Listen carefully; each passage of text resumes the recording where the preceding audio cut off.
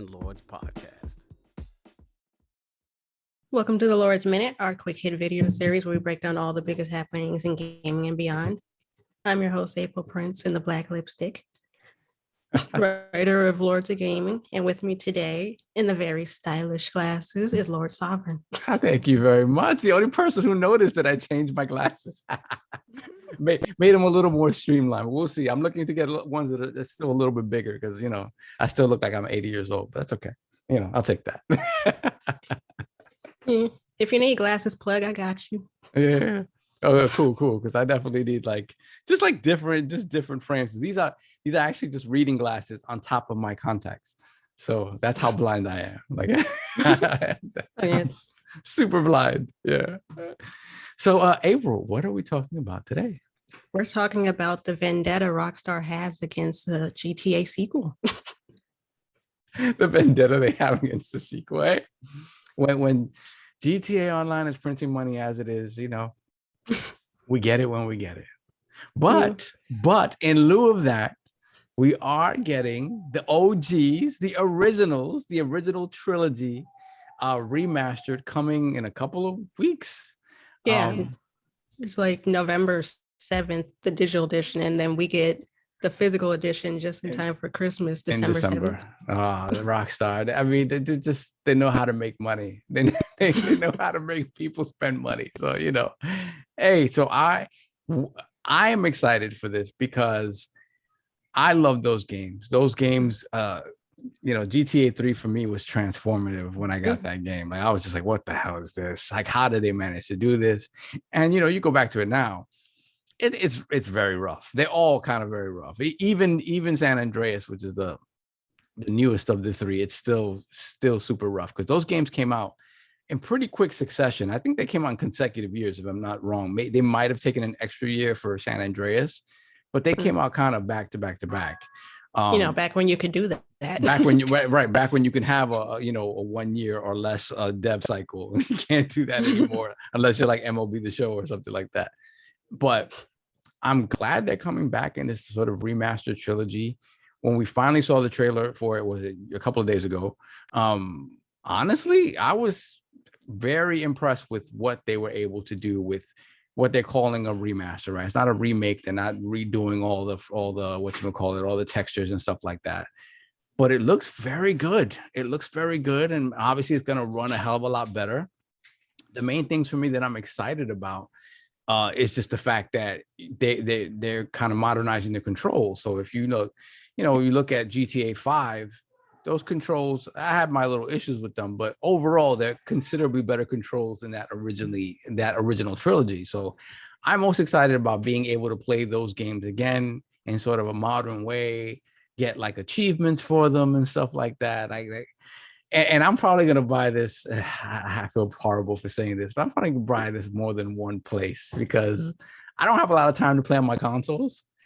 So, if it runs decently on the Switch, I might get the Switch version. And then when I eventually get my Steam Deck, I might get the PC version. So, yeah, I'm all in. I'm a fraud. They're going to have all my money. That's okay. So how do you feel about it?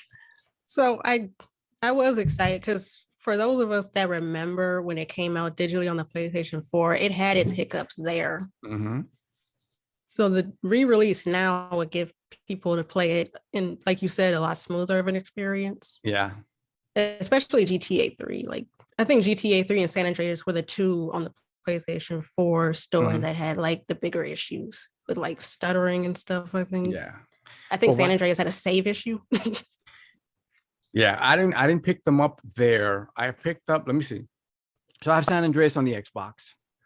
I have Vice City on PlayStation. I do believe I have 3 on the PlayStation as well. It might be on Xbox. I'm not sure. And I also have them on PC. So I want to get those just in case there are any issues with like soundtracks and stuff like that. I want to have the original games, right, that have all those soundtracks intact. Because if you notice, they didn't really talk about the music, right?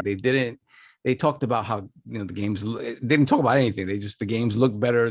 Seem like they run better. They kind of wanted to wow people with that stuff, but there was no mention of the soundtracks. And when it comes to licensing stuff, all these years ahead, there's a good chance that not all of the songs make it in, which sort of, again, when you talk about a game like all of them, their soundtracks are iconic.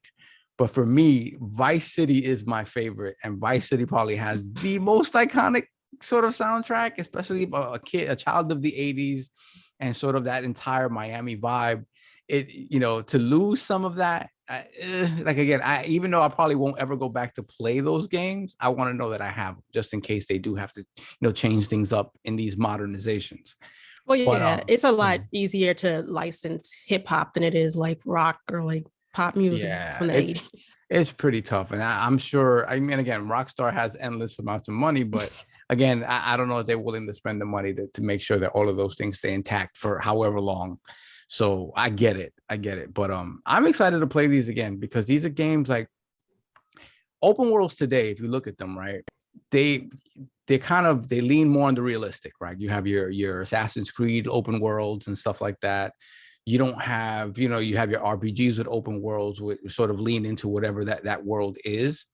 But if there's one thing about GTA that was always sort of that I loved, is just how like crazy and physics based it was. Like, you can do all kind of wild stuff in the world, and the physics engine of the game always sort of allowed for you to do crazy stuff. And if you see all these videos of people doing wild and crazy stuff, especially in these older games.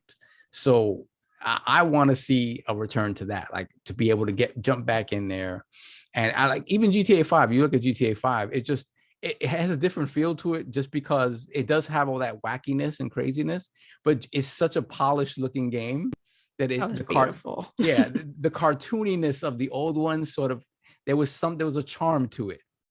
So, I mean, to me, again, they have so many brand new games coming out, and I'm going to sit down and play GTA 3 and Vice City and San Andreas. So I don't know, man. I mean, that's just me. I have nostalgia for a lot of that stuff. Like I said, those, especially 3, man. 3 was so transformative. I remember the guys. I don't know if they were kind of all in from the beginning. They were a little weary, or they were, busy playing other things. And I was really like, I was looking at that GTA like, well, this is going to be something special. I don't know what it is. I'm excited for it. And after having played the old ones, the top down ones, I'm like, okay, if they could transplant that craziness into this, this open world sort of third person thing, it's going to be something really special. And it was one of the few times, how you're excited about something, and you hype yourself up for, like, maybe a Cyberpunk or something like that. And then it doesn't live up to it. It just doesn't live up to it. And that was one of the few instances, like, when it lives up to the hype. When you get that game in your house and you start seeing what you can do in that game, you're like, wow, how did they do this? Right. And yeah. And then the GTA clones, like, I think I'm one of the few people that remember Narc when that came out. I remember the Narc Home. See, I think there's a Narc arcade game. That's totally different. So there was a Narc Home version that was more like an open world game. Yeah, it was like GTA, except I forgot what the exact story was, but I know it was like one of the things that was different that you saw that came with GTA 5, but like Trevor and stuff, was like you could take drugs. Right. Oh yeah, Narc was all about drugs. That's for sure. I remember that. I mean, yeah, when you look at the clones, right? When you look at like Saints Row, obviously, Saints Row 1 was pretty much a straight up clone. And then 2 kind of, again, was a more polished version of that clone, and started to have kind of more of its own identity and its characters and whatnot. And then 3 sort of went its own direction in a way that I think really fit that series. Do you remember True Crime, Streets of LA, and then True Crime New York? That one and LA Noire. Yeah, right. So LA Noire was a totally different type of game, but it was a Rockstar game. It was LA Noire was kind of crazy just because of like the facial animations and the detective stuff. But yeah, I mean, when it comes to open world, like, Rockstar are the kings. Like, you look at GTA 5, you look at Red Dead 2, like, you don't see much more. Like, you don't see open worlds realized in that way. So I'm glad that, there's probably a lot of people that never played those original ones. I know, I don't want to date you, but how old were you when GTA 3 came out? So GTA 3 was like what, 2001, 2002? Yeah, 2001. It was, I think it came out, it had to be delayed, I believe, because of 9/11.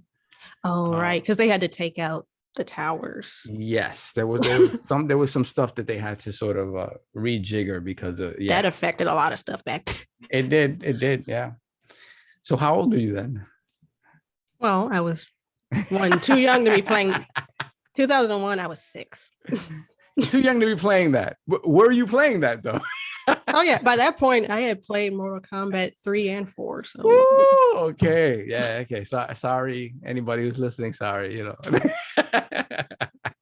yeah, I had very open-minded parents. Very good, very good. Their thing was like, do what you want, but we just do want to make sure that you know that this is fantasy. This is fantasy. Go out in the real world and do this. Exactly. Just reinforce those things, and you should be fine, unless you're a psychopath, and then that's different. But again, that wouldn't be their fault, though. So, whatever craziness I have, that's on me. That's on you. But yeah, so these things are just such a time and place thing. They're going back to them now as they are. It's just difficult. And, I love it when they bring something forward in a way that's still true to what it is, because this is very much those games. They're just giving a nice level of polish and shine to them, not redoing the entire thing from the ground up, which maybe one day, maybe, 30th anniversary or whatever the case may be, they think about doing something like that, at least with some of those or one of them. But to see them brought forward in a way that makes sense for today's audience so they can enjoy them and like maybe eliminate some of the frustrations and just give more quality of life stuff in terms of controls and stuff like that. And obviously frame rate, right? You have to see those games. You want to see those games running as smoothly as possible. I think they're going to sell like hotcakes. I think, while we wait for GTA 6 or whatever the case may be, they're going to find ways to make money. I wouldn't be surprised if eventually we get that, Red Dead 1 sort of remake or remaster or whatever the case may be in the Red Dead 2 engine or something like that, or just being able to bring it to PC would be big, because that's never been there on PC. Maybe Bully, Yeah, Bully, which is like GTA Junior in a way. Yeah, exactly. Yeah, it's funny because there was a lot of controversy around that game when it came out, and when you play it, it was kind of all for nothing because it wasn't what people assumed it was. Like, oh, you're just gonna be bullying people. It's a bully simulator. How to bully people in school, and it really wasn't that. But another game I like to see come back from Rockstar is Manhunt. Oh my God. Me and my best friend loved Manhunt. Yeah, Manhunt was good. It was so sick. Yeah, it was. Oh my God. So yeah, I'm glad these are coming back. I really am glad they're coming back. I love the quality of life stuff. I think they're gonna sell like crazy. I think they're gonna sell crazy on digital. I think they're gonna sell crazy on physical when they come out. And then they did the smart thing where it's literally coming to everything. It's coming to the Switch. It's coming to last gen consoles. It's coming to current gen consoles. It's coming to PC. It's gonna be everywhere. It's the Resident Evil 4 of Rockstar. Exactly. They're just doing it in one fell swoop. This is so. I mean, they're gonna kill with this. I really do think they're gonna kill with this. And all the people talking about the price, I think $60 for 3 games, fully sort of realized games with the work that they've done to them. I don't think that's unfair. No, it's better than the 70. Yeah, for sure. It's better than the 70 price tag. I'm still salty over that. Yeah, and when you piecemeal them out too, because I'm assuming at some point or maybe from the beginning you'll be able to buy them piecemeal as well. So tell me, what do you think about the deals that they have going with? So the GTA 3 is going to be day and date on PS Now, I believe so, and then you have San Andreas coming day and date to Game Pass, and no word of Vice City, which is just weird, but whatever. What do you think about that? Yeah, it was weird that they split it up like that, but I guess I can, because right now I don't want to say console war because it's not really a war, but like exclusivity is what people are looking for. Right. To split it up like that sort of gives into that. So I guess I can understand. But yeah, I like the fact that they were able to do this, because that means those lines of communication are open for maybe perhaps other stuff, on both ends. So it's weird that Vice City is nowhere to be found there. I was thinking maybe like the Epic Game Store or something like that, but whatever. Um, but I think also when it's pieced off like that, I mean, people have their favorites. If you're just if you have an Xbox and you just care about San Andreas, you're good to go. For me, I was always going to get the whole package, so it doesn't really do much for me. I'm going to buy the package. Um, but I'm glad that it's there. I'm glad that it's there that those kind of deals were able to be made because Rockstar has always been of the kind like Rockstar's always acted like they don't need anybody else really. And they don't really like Rockstar doesn't need a big event to talk about its game.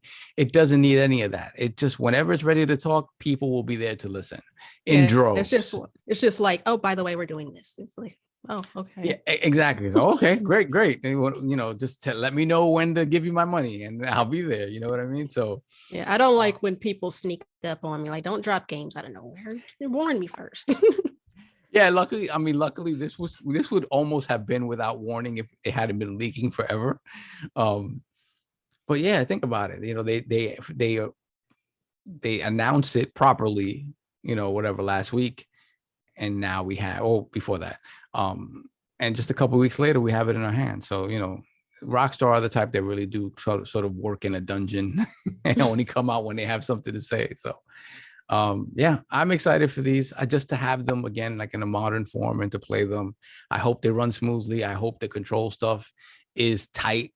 And I hope they do just more quality of life stuff when it comes to like fast travel and stuff like that, because I know that like you had fast travel options, I think, with San Andreas, but the earlier ones, not so much, things like that, just to make the experience more sort of palatable to the modern audience, because, some people, I just like when people can look back and at older things that maybe they didn't partake in or didn't play in the moment, and look at it and understand why people revere it, right? Because sometimes you get that attitude where it's like, I don't understand why I like this. This is trash. It's like, yeah, okay, 20 years ago, it was the hottest thing ever, Yeah, it's like a lot of people miss the context of the period in which it existed.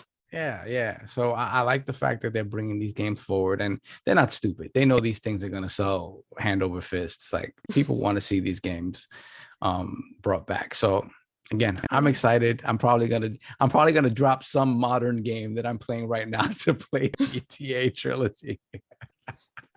You're like, I'll get to you later. Exactly. I'll get to you later. Halo Infinite. No, probably not. Probably not Halo, but yeah, I was gonna say you're not dropping Halo. Yeah, probably not. Yeah, but that's what I have on it. I'm excited. We'll see how it does. I want to see those sales numbers day one, because a lot of people talk a lot of smack online, like, oh no, it doesn't look that good. It looks weird. The faces look too detailed, where it was like part of the charm. Like it was like part of the charm, like that they look kind of blurry. I'm like, okay, I get it, but they're not gonna keep giving you the blurry face. Like it's not gonna happen. I think the comparison that people were really up in arms about was like Tommy's face, where they said he looked too bulky and like right. And again, there's a charm to that, but it came from limitations in the hardware, right? So you don't have the limitations anymore. So I get it. I'll see how I feel when I play them. If I feel a type of way about how they look, or if they just look a little bit too weird or whatever, uncanny valley, whatever the case may be. But I doubt that. I mean, my thing is, I want to blow stuff up. I want to listen to those radio stations.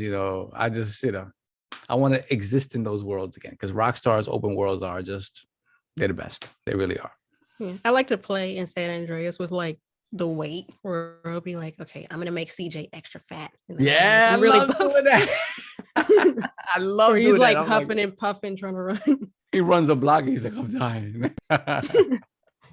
No, I love that stuff. Again, all experimental stuff that they didn't really go back to in any other games. But it's crazy when you think about the jumps that they made from 3 to Vice City to San Andreas in such a short time. Like they had a couple of months, and it just feels like they were just like, okay, this is what we're adding to the next one.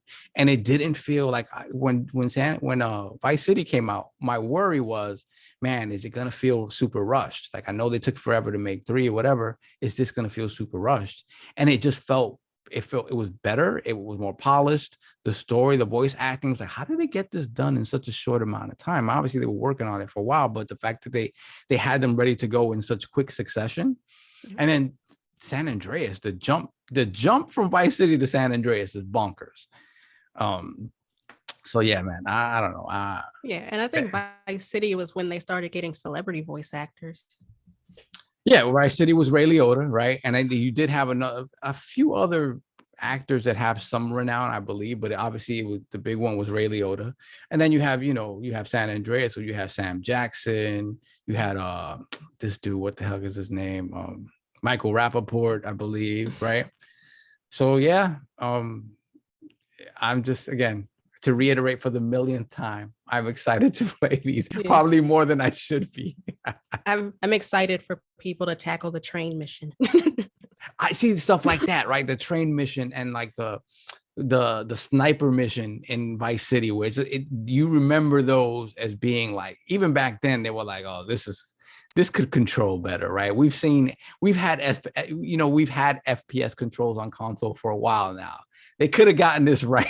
and they kind of, they went another way with it, but I'm like, we've had 007 games for how long? Yeah, exactly. Just mimic that, but again, it's gonna be fun to see. I just want to see the conversation around the games when they come out and how well it does, because again, people talk a lot, but I think they're gonna sell well, and they're gonna sell well.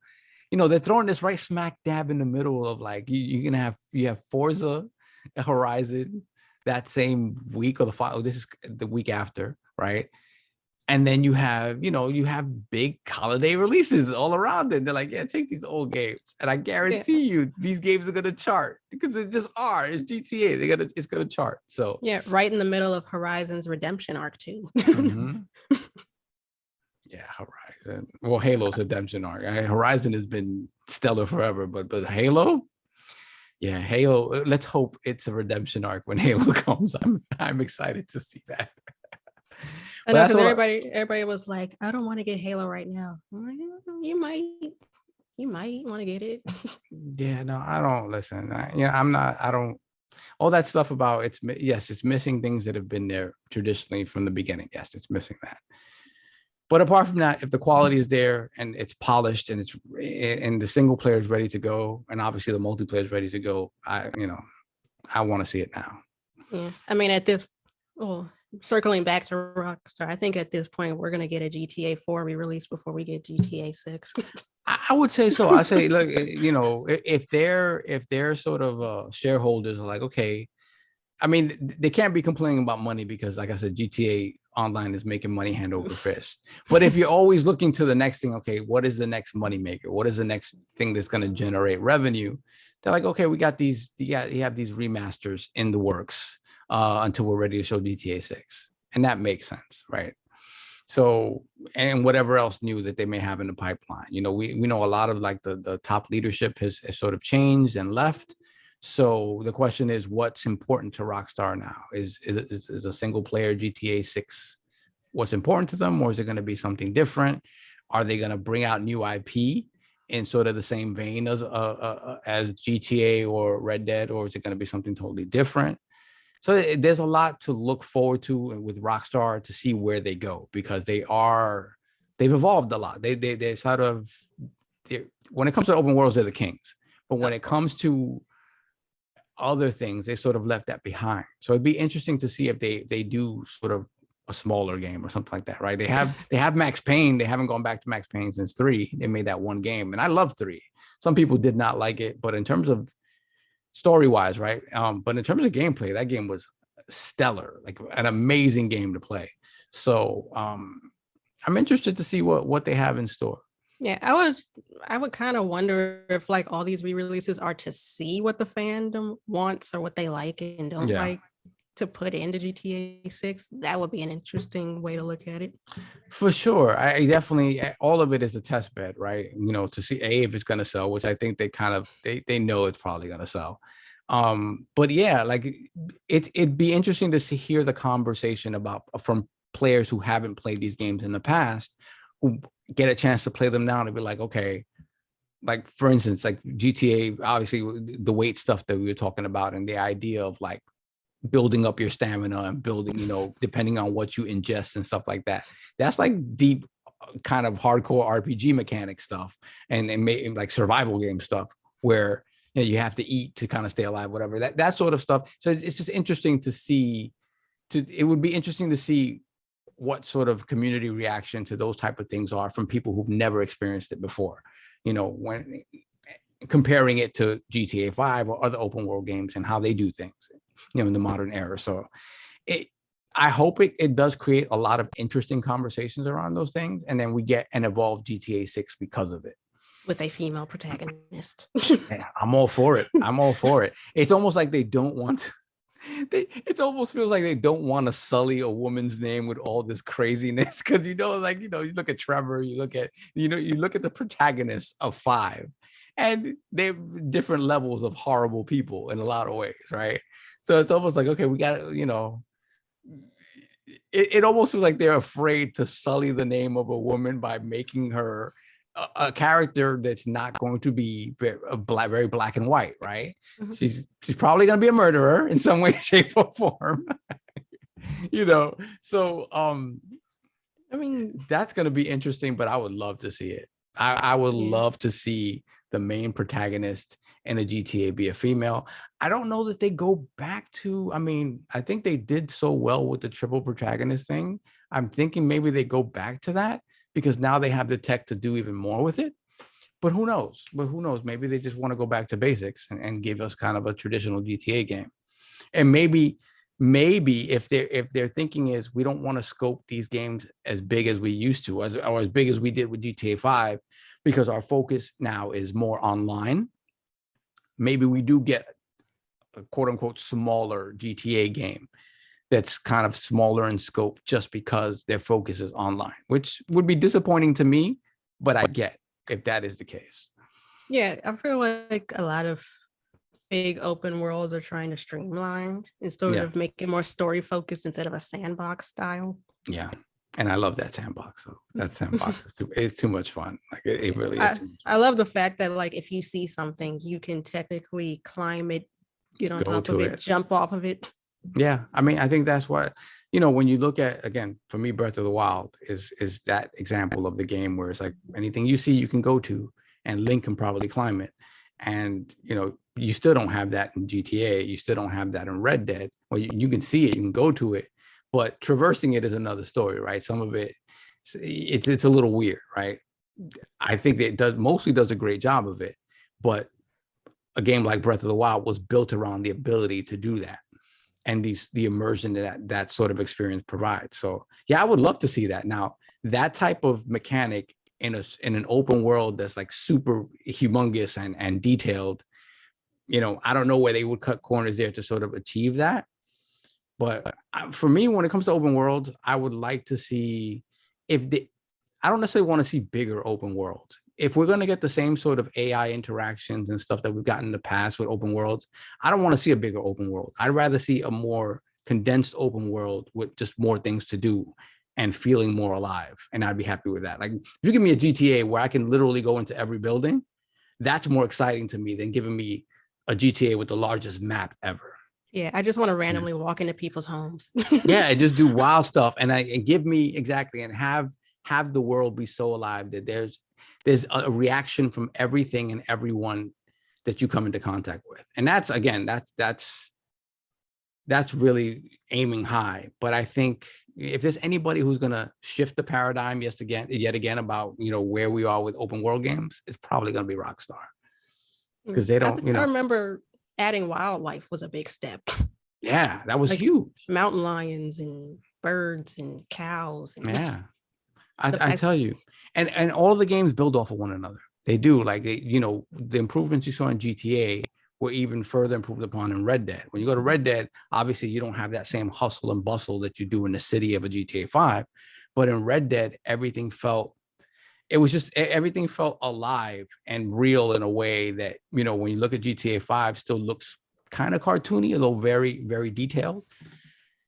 And it's just like they always build upon each other. So whatever they learn from Red Dead is probably going to be implemented in some way, shape, or form into GTA 5 and so on and so forth. So yeah, I think when you look at like I said, animal mechanics, when you think about like Chop's AI was groundbreaking in a way. such a smart dog. He can't really dodge cars that well, though. No. Yeah. But he would come when you called him. So, yeah. So again, a lot of love for GTA series, a lot of great memories with those games. Just the memories of just showing it to somebody who hadn't seen it before and watching the awe in their eyes when they were like, what the hell is this? How are they doing this? I get tingles when I have that experience with someone, because it's like, oh, I've just opened this door of wonderment to this person they never thought they would see in their life. Like Morpheus, Yeah, it's like, here's the Matrix, you know what I mean? Like, and it's that sort of thing where, especially GTA 3, when people got that in their houses, they were like, what the hell is this? Like, I cannot believe I'm playing this. Yeah. And, like, I remember discovering cinematic mode for the first time. Mm-hmm. Like, I'm about to do a high-speed chase. Funniest thing ever. I was at my cousin's house. Character gets out, gets in the car, slow as ever. And then it's like, oh, high-speed chase, huh? Yeah, but it's that thing. It's like, it's cool that it's even there, that you give me the option to do this, like, in a way that feels more like a movie or something like that. And they were kind of the kings of that. Like, how do we create this? How do we turn this game into a cinematic experience, while at the same time giving you unprecedented sort of control and options to do what you want in that world?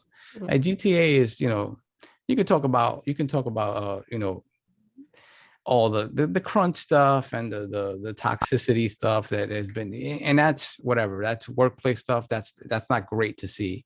But when you talk about the crunch and like the hard work that goes into it, the fact of the matter is that without working that hard on this type of game, and I'm not saying you have to work people, whatever, 80 hours a week, whatever the case, I'm not saying that, but to get this level of quality and polish, and to really redefine what open world, to first define what open world games and then redefine it's an undertaking that not many studios can really do in the way that Rockstar does. Because, we get an open world game from Ubisoft every 2 years, whatever the case may be, whether it's Far Cry, and those are great, but they're not Rockstar great, right? Though they're not that. Only and Rockstar knows they hold the key. They do. Like, nobody can read. It's like, again, when they make a game, they have no budget and they have no time limit. It's when it's ready, it's when it's going to come out, when we think it's ready. And, nobody has that sort of carte blanche. No one does. So it's like, every time they come out with something, it's a moment, because you're going to see something that you haven't seen before.